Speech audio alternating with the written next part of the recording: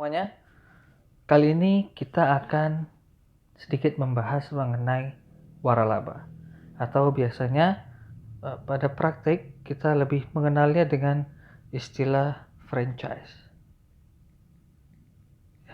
Namun dalam hukum di Indonesia, istilah tersebut dikenal dengan waralaba.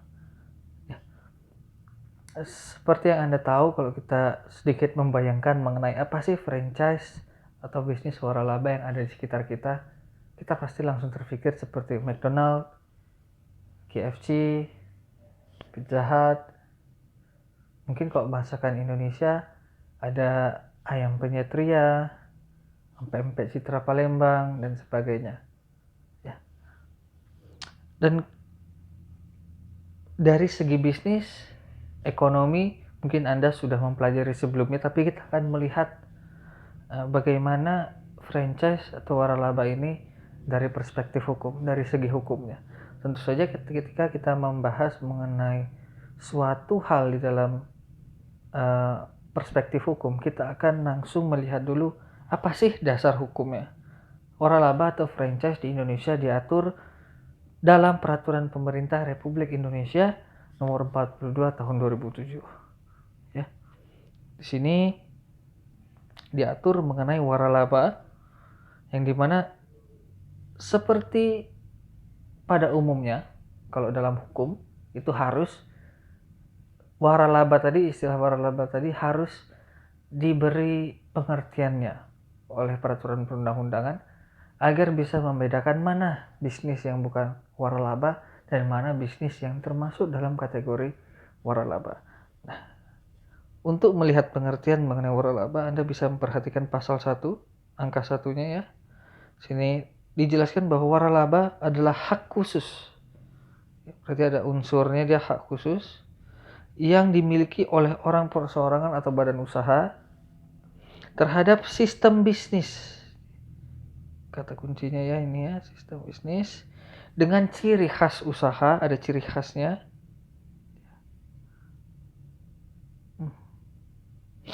Kemudian dalam rangka memasarkan barang dan atau jasa yang telah terbukti berhasil dan dapat dimanfaatkan atau digunakan oleh pihak lain berdasarkan perjanjian waralaba. Ya. Ini poinnya, pengertian waralaba yang diberikan oleh peraturan perundang-undangan. Yang saya garis merahi ini adalah unsur-unsur yang penting dalam pengertian tersebut. Oke. Kemudian kita lihat diberikan juga pengertian mengenai pemberi waralaba dan penerima waralaba. Kemudian adapun menteri yang disebut dalam peraturan perundang-undangan ini, dia akan mengacu kepada menteri yang menyelenggarakan tugas pemerintah di bidang perdagangan. Untuk saat ini adalah Menteri Perdagangan Republik Indonesia. Oke. Pasal 2 mengatur mengenai waralaba yang dapat diselenggarakan di seluruh wilayah Indonesia. Jadi tidak ada batasannya. Selagi masih di wilayah NKRI, seluruh kegiatan waralaba dapat dilaksanakan. Ya. Dan apa sih kriteria suatu usaha dapat dikatakan sebagai usaha yang bisa didaftarkan untuk menjadi usaha franchise atau waralaba? Pasal 3 PP ini memberikan, PP maksud saya peraturan pemerintah ya. Pasal 3 ini memberikan bahwa ciri-cirinya adalah memiliki ciri khas usaha, ya. Kemudian ada terbukti sudah memberikan keuntungan. Ciri khas usaha ini maksudnya begini, setiap usaha kita itu pasti ketika kita ingin menjual suatu produk akan ada, sebelumnya kita sudah belajar mengenai hak merek ya. Ada mereknya. Merek itu merupakan salah satu ciri dari usaha kita. Jadi sebetulnya mereknya adalah McDonald, mereknya adalah KFC, dan ciri khas tersebut yang akan harus selalu digunakan agar ciri khas tadi agar merek-merek atau yang kemudian direpresentatifkan dalam bentuk logo tadi itu menjadi ciri khas usaha. Jadi kalau Anda lihat bagaimana KFC, McDonald itu mempromosikan usahanya itu pasti tidak ketinggalan logonya. Ada ciri khasnya usaha tersebut. Kita bisa langsung tahu, oh ini McDonald nih. Kalau yang ini KFC nih. Kok kita ngeliat maskotnya, kita langsung juga tahu ada ciri khasnya. Oh kalau yang ada keribu merah, pakaiannya kuning, oh ini McD. Ciri khas maskotnya McD nih. Kalau ada yang kakek-kakek pakai kacamata, oh ini ciri khasnya KFC. Nah seperti itu. Usaha tersebut harus memiliki ciri khas. Ciri khas itu kalau yang pertama kita bahas tadi dari segi logo dan bagaimana otomatis itu bagaimana cara memarketingkannya kepada tujuannya kepada konsumen. Kemudian ada ciri khas juga dari produk yang dijual. Kalau KFC sudah pasti ciri khasnya jagonya ayam. Ya, bahkan yang produk terakhir dia menggunakan daging ayam untuk digantikan menjadi daging roti burger. Di tengah-tengahnya itu diberikan seperti hash brown kayak kentang begitu. Jadi memang produknya itu menggambar, wah ini KFC banget.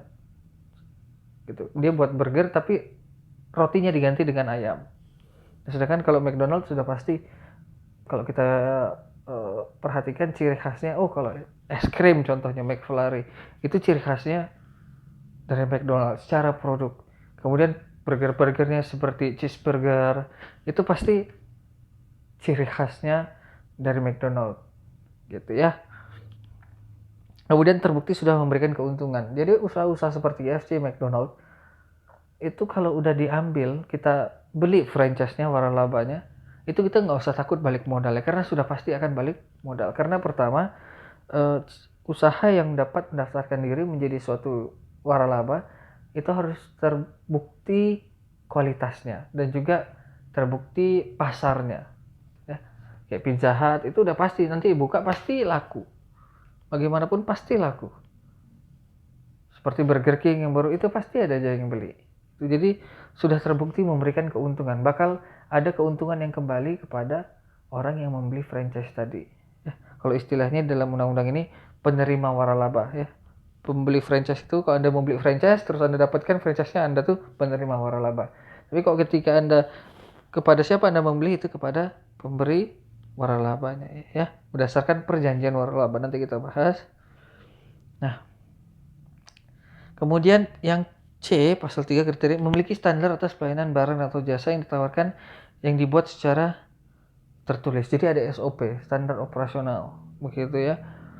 Ketat sekali penjagaan kualitas baik dari yang di dapur maupun yang melayani customer itu semua tertulis dan standarnya sesuai, bahkan di setiap outlet pun sama standarnya. Jadi pertama-tama bagaimana suatu usaha dapat membuka suatu franchise itu pasti pertama-tama seandainya saya buka suatu usaha fried chicken, saya buka di Baloi, kemudian saya buka lagi di Batam Kota, saya buka lagi di Batuaji, namun dari 5 cabang tadi itu semuanya milik saya dan itu bukan franchise, masih belum franchise, masih cabang biasa saja yang dimiliki oleh saya pribadi. Nah, dari 5 tadi, apabila saya dapat membuktikan bahwa di 5 outlet tersebut rasanya tetap sama, standarnya tetap sama, standar yang di dapur tetap sama, standar yang di pelayanan tetap sama, hasil yang dia hasilkan itu standarnya sama, saya sudah memenuhi kriteria yang C ini. Artinya saya bisa berpotensi untuk dapat menjual produk saya ini dalam bentuk waralaba. Saya dapat menjual franchise, mendaftarkan usaha saya ini agar saya dapatkan lisensi waralabanya, kemudian saya jual lisensi waralaba saya tadi kepada orang yang ingin buka mungkin di Tanjung Pinang, di Karimun, dan daerah-daerah lain. Nah seperti itu. Kemudian mudah diajarkan dan diaplikasikan. Kenapa mudah diajarkan dan diaplikasikan? Artinya tidak sulit. Karena sudah dibuat standarnya sedemikian rupa sehingga orang-orang yang hanya perlu di training 1, 2, 3 bulan bisa membuat produk yang sama kualitasnya dengan cabang-cabang yang sebelumnya sudah buka. Gitu ya. Dan ini mudah diajarkan dan diaplikasikan ini tergantung lagi dengan SOP tadi, kemudian juga tergantung dengan teknologi. Ya. Kalau seandainya KFC yang di Harmony menggoreng ayamnya menggunakan alat masak yang begitu canggih yang kalau kita mau atur temperaturnya tinggal kita tekan saja maka minyak akan menyesuaikan, minyak yang dipakai akan menyesuaikan dengan temperatur yang kita atur. Sedangkan kalau KFC yang di Batam Center hanya menggunakan wajan biasa dan tidak menggunakan mesin tersebut, sedangkan untuk mengatur temperatur minyaknya sangat sulit, maka sudah pasti ayam yang dihasilkan rasanya akan berbeda. Nah, makanya agar dapat mudah diaplikasikan dan dapat menemui standar yang sama di setiap cabang, franchise yang sudah besar menggunakan teknologi yang lebih canggih agar kualitasnya tetap terjaga. Dan juga tentu saja SOP mengenai penyimpanan barang-barang bahan bakunya, pelayanan, dan juga kebersihannya biasanya ya. Nah, kembali lagi saya ingatkan lagi ke ciri khas, itu bisa juga ciri khas mengenai penataan letak makannya di restorannya. Anda bisa lihat kalau Anda pergi ke McDonald, Anda pergi ke KFC, itu berbeda suasananya. Tapi kalau Anda pergi ke McDonald yang di Harmony, kemudian pergi lagi ke yang Batam Center, sama suasananya. Propertinya sama, bentuk kursinya, warnanya sama, kemudian pakaian karyawannya sama persis dan sebagainya. Itu merupakan ciri khas lagi ya. Kemudian adanya dukungan yang berkesinambungan. Kalau yang ini istilahnya tidak mungkin suatu bisnis itu dijalankan dengan sendiri ya begitu ya. Pasti harus ada dukungan yang memasuk bahan itu ya. Kemudian yang memasuk peralatannya itu juga harus ada. Kemudian bagaimana mengiklankannya pasti harus juga bekerja sama dengan perusahaan-perusahaan media yang ada di kota tersebut. Jadi waralaba ini juga harus mendukung dan mendukung usaha satu dan yang lainnya selain yang mereka lakukan. Karena apabila tidak ada usaha lain seperti media untuk mengiklankan atau pemasok bahan baku, maka perusahaan waralabanya pun tidak akan bisa berjalan. Begitu. Percuma saja juga kalau misalnya McDonald buka di daerah yang sangat kecil, siapa juga yang mau masuk ayamnya, masuk daging roti burger dan sebagainya, itu pasti akan susah. Jadi adanya dukungan terkait logistik itu perlu dipertimbangkan gitu. Jadi kadang-kadang kita suka bertanya, kok itu nggak buka-buka ya franchise-nya di Jakarta ada tapi di Batam ada. Mungkin satu, tidak ada dukungan logistik sehingga ditakutkan apabila dipaksakan dibuka di Batam tidak bisa memenuhi standar kualitas yang ada di Jakarta. Jadi agak berhati-hati juga. Jadi kalau misalnya mungkin ada orang yang buka suatu franchise makanan terkenal di Jakarta ingin buka di Batam, salah satu pertanyaan adalah bagaimana Anda bisa mendapatkan bahan yang ini dari kota Batam Anda dengan harga yang sama kita dapatkan di sini. Karena apa? Harga di setiap franchise harus sama, tidak boleh berbeda. Gitu ya. Kemudian ada hak kekayaan intelektual yang telah terdaftar. Sudah pasti kalau Anda mempunyai ciri khas usaha Anda harus Anda lindungi dengan hak kekayaan intelektual terlebih dahulu. Kalau enggak, ciri khas usaha Anda akan sangat sulit sekali. Contoh kejadiannya adalah yang kebobolan itu ayam geprek Bensu. Ya. Namanya ayam geprek. Ya, ada ditiru orang jadi ayam geprek. Ini bagaimana? Ya, kalau Anda lihat, kalau misalnya yang kemarin dibahas di materi sebelumnya, ini yang melanggar.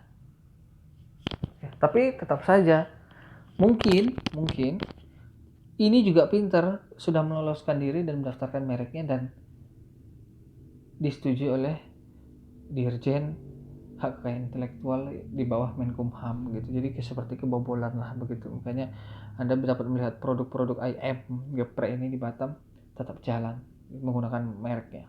Seperti ada kebobolan lah seperti itu. Ya tentu saja nggak mau sangat dirugikan itu. Ayam geprek Bensunya ini sangat dirugikan dengan kehadiran ini. Ya. Kemudian dibahas di sini perjanjian waralaba. Ya. Waralaba diselenggarakan berdasarkan perjanjian tertulis antara pemberi waralaba dengan penerima waralaba dengan memperhatikan hukum di Indonesia. Ya, jadi kalau seandainya kita lihat franchise yang baru buka di Batam itu Burger King ya. Burger King itu sudah pasti produk di luar. Jadi pertama kali kalau di Indonesia, anggaplah dia buka pertama kali di Jakarta. Otomatis orang yang pertama kali buka Burger King di Jakarta itu berarti melakukan perjanjian waralaba dengan Burger King yang ada di negara asalnya. Ya. Dan itu karena dia bukan Indonesia harus tetap memperhatikan hukum di Indonesia. Gitu ya. Jadi hukum itu di mana dia berlaku. Seandainya waralaba tadi harus akan dilaksanakan di Indonesia, maka dia harus memperhatikan hukum di Indonesia. Sedangkan perjanjiannya juga harus memperhatikan asas-asas perjanjian hukum internasional. Namun perlu diketahui sebenarnya prinsip-prinsip perjanjian yang di Indonesia dengan apa yang ada di internasional itu tidak jauh berbeda, ya. Masih bisa ditemukan titik temunya. Oke. Kita lanjut. Ya. Jadi kalau Anda membuat suatu perjanjian franchise, ya, ini harus ada dalam perjanjian tersebut minimal ya, paling sedikit dalam perjanjian waralaba tersebut harus ada biasa yang alamat para pihak, nama, jenis hak kekayaan intelektualnya, kegiatan usaha, kemudian dijelaskan ya kegiatan usahanya itu ini. Kita sudah yang pemberi waralabanya sudah memiliki haki ini, terdaftar nomor sekian ya. Terus hak dan kewajiban, kemudian bantuan, fasilitas, yang pendukung tadi lah ya. Wilayah usaha ini jelas mau dibuka di mana, ini penting, jangka waktu perjanjian, sehingga nanti perjanjiannya nanti kapan akan diperbaharui, kapan akan berakhir gitu ya. Tata cara pembayaran imbalan, jadi sudah pasti yang pemilik waralaba akan mendapatkan imbalan dari orang yang membeli franchise-nya. Kemudian kepemilikan, perubahan kepemilikan dan wali waris, penyelesaian sengketa dan sebagainya. Itu harus ada paling sedikit dalam suatu perjanjian waralaba. Ya. Perjanjian waralaba dapat memuat klausul pemberian hak bagi penerima waralaba untuk menunjuk waralaba lainnya. Ini udah pasti ya, misalnya Burger King di Jakarta punyanya si A. Kemudian A untuk di Batam dia nunjuk si B. Nah, A kasih hak waralaba ke B itu untuk juga bisa dapat menunjuk waralaba lain yang ada di provinsi Kepulauan Riau. Jadi B yang di Batam ini bisa jadi nunjuk si C yang ada di Tanjung Pinang untuk buka Burger King juga, karena B ini sudah dapat melakukan hal tersebut, bisa dapat melakukan ini karena sudah diberikan hak tersebut dari si A ya. Kemudian kewajiban pemberi waralaba harus memberikan prospektus penawaran waralaba kepada calon penerima waralaba pada saat melakukan penawaran. Jadi nggak melulu kita yang harus mencari franchise-nya. Kebanyakan kita buka franchise apa ya, jadi seolah-olah kita yang harus memulai. Tidak. Ketika Anda ingin mempunyai suatu produk, kemudian Anda sudah daftarkan dan terdaftar sebagai usaha waralaba, otomatis Anda harus cari orang, kemudian Anda tawarkan kepada orang tersebut, mau nggak buka franchise usahaku. Itu yang pertama kali dilakukan oleh pemilik usaha waralaba ketika mereka sudah mendapatkan izin waralabanya. Ya. Jadi pemberi waralaba harus memberikan prospektus penawaran. Jadi ketika kita menawarkan mau nggak buka franchise usahaku, nah itu kita harus memberikan suatu prospektus, istilahnya proposal lah. Namun di sini dikasih istilah prospektus, di mana prospektus tersebut ya itu wajib ya, harus ada, wajib, karena itu nanti sebagai dasar pertanggungjawaban ya. Harus paling sedikit mengenai data identitas pemberi waralaba, legalitas usaha pemberi waralaba ya. Kemudian ada sejarah kegiatan usahanya, bahkan ada latar belakangnya, struktur organisasinya, laporan keuangan 2 tahun terakhir. Artinya berarti usaha waralaba ini secara hukum baru bisa dimintakan, dapatkan suatu usaha dapat dijadikan suatu franchise itu dalam waktu 2 tahun. Karena kita kan harus memberikan laporan keuangan 2 tahun terakhir. Bagaimana kalau baru buka setahun, kita nawarin orang buka franchise kita, sedangkan laporan keuangan kita sudah pasti belum ada sampai 2 tahun karena kita buka usahanya baru setahun. Itu otomatis kalau kita ingin menjadikan usaha kita suatu usaha waralaba, kita paling tidak harus menjalankannya minimal 2 tahun ya. Kemudian ada jumlah tempat usaha, daftar penerima waralaba, dan hak dan kewajiban pemberi waralaba dan penerima waralaba ya. Ini juga penting. Jumlah tempat usaha sudah berapa nih? franchise-nya tersebar. Kemudian daftar penerima waralabanya itu siapa aja yang ada di Indonesia. Jadi kita ketahui, oh berarti di daerah Kepri ini, Sumatera Utara ini, Sumatera Selatan ini, Kalimantan ini, Sulawesi ini, Papua ini, dan sebagainya ya. Sehingga penting juga sebagai pemberi waralaba untuk memberikan franchise-nya di tempat-tempat yang tepat dan strategis. Agar apa? Agar tidak saling makan antara penerima waralaba yang satu dengan yang lainnya. Oke. Kemudian untuk pemberi waralaba wajib memberikan pembinaan dalam bentuk pelatihan ya. Ini tanggung jawab. Jadi tidak hanya jual prospektus saja, tapi juga harus ada pelatihan, bimbingan, pemasaran, penelitian, dan pengembangan kepada penerima waralaba secara berkesinambungan ya. Ini bisa juga disebut dengan berkelanjutan, harus terus menerus agar kualitas produk tetap terjaga, pelayanan tetap sama standarnya, dan sebagainya ya, untuk menjaga kualitas sekali lagi ya. Dan di sini dijelaskan bahwa penerima dan pemberi waralaba harus mengutamakan penggunaan barang atau jasa hasil produksi dalam negeri terlebih dahulu ya, sepanjang memenuhi standar mutu barang ya, dan atau jasa yang ditetapkan secara tertulis oleh pemberi waralaba ya, memenuhi standar mutu barang. Dan harus bekerja sama dengan pengusaha kecil menengah di daerah setempat sebagai penerima waralaba masuk barang atau jasa sepanjang memenuhi ketentuan persyaratan yang ditetapkan oleh pemberi waralaba. Nah, dua hal ini yang membuat juga harus dipertimbangkan. Ya, pertanyaan tadi, kenapa ini belum buka franchise di Batam? Karena dua hal ini harus dipertimbangkan oleh penerima dan pemberi waralaba. Apakah di Batam itu ada begitu orang-orang yang sanggup memasok barang dan memenuhi kriteria yang ada di pasal 9 tersebut? Karena apabila mau impor itu akan dibatasi ya. Kemudian kita lihat pendaftaran. Pemberi waralaba tadi sebelum menawarkan prospektifnya itu harus mendaftarkan prospektif penawaran tadi kepada instansi yang berwenang. Dalam hal ini pasti Menteri Perdagangan ya, Kementerian Perdagangan. Pendaftaran prospektif penawaran waralaba tadi dapat dilakukan oleh pihak lain yang diberi kuasa, dapat juga diberikan oleh kuasa. Jadi kalau seandainya Anda pergi ke konsultan, Anda bisa kasih kuasa ke konsultan tersebut, mereka yang akan mengurus semua dokumen, semua persyaratan untuk mendaftarkan usaha Anda untuk mendapatkan suatu lisensi waralaba, dan prospektusnya akan mereka juga daftarkan, begitu ya. Penerima waralaba wajib mendaftarkan perjanjian waralaba apabila sudah ditandatangan tadi perjanjiannya, jadi juga harus didaftarkan ke Kementerian Dalam Negeri ya. Pendaftaran perjanjian waralaba sebagai maksud dapat dilakukan oleh pihak lain yang diberi kuasa, dapat dikuasakan juga pendaftarannya. Oke.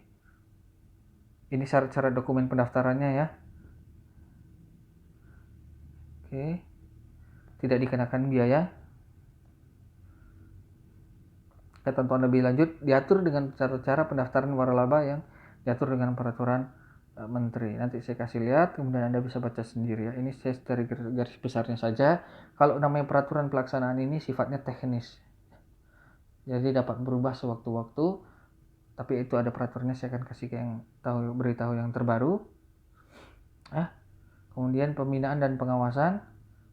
Jadi pemerintah dan pemerintah daerah, dalam hal ini provinsi dan kota, melakukan pembinaan terhadap waralaba tersebut ya.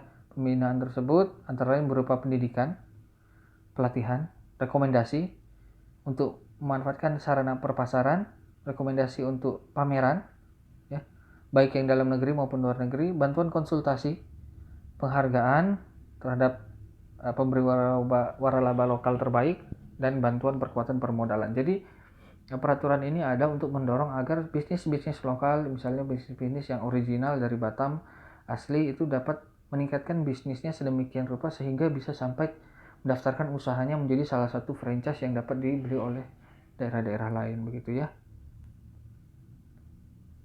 Menteri melakukan pengawasan terhadap pelaksanaan waralaba, sudah pasti Menteri Perdagangan ya. Kemudian ada sanksi-sanksi apabila melanggar. Sanksi yang harus diingat itu ada 3, peringatan tertulis, denda, dan pencabutan surat tanda pendaftaran waralaba. Jadi setiap usaha waralaba itu harus didaftarkan dan harus mendapatkan izin surat tanda pendaftaran waralaba tersebut. Istilah singkatannya STPW. STPW ini harus dimiliki baik yang pemberi waralaba dan penerima waralabanya ya. Kalau kita kembali lagi ke yang hal 3 tadi, nah yang ini, yang A ini di Jakarta, ini di Batam, ini di Pinang, tiga-tiganya harus memiliki STPW yang harus didaftarkan melalui OSS. Ya, oke, itu saja materi kali ini. Terima kasih, selamat belajar dan selamat menyaksikan.